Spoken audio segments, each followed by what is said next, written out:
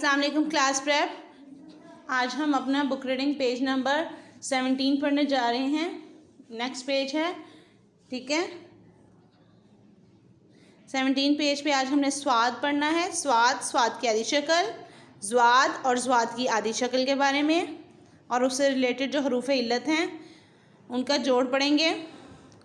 शीन अलिफ शाह दाल शाद, स्वाद अलिफ सा दाल साद, ज़्वाद अलिफ ज़ा दाल ज़ाद, शाद साद ज़ाद, शाद साद ज़ाद, शाद साद ज़ाद।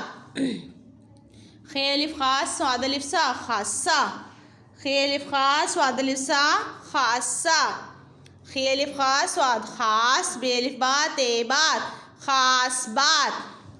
शीन अलिफ शाद दाल शाद, बे अलिफ बा दाल बाद शाद बाद। ज़ाल अलिफ ज़ा,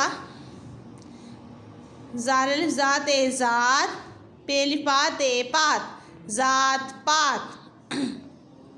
खास बात शाद बात ज़ात पात, शाद साद ज़ाद। खासा खास बात शाद बात ज़ात पात।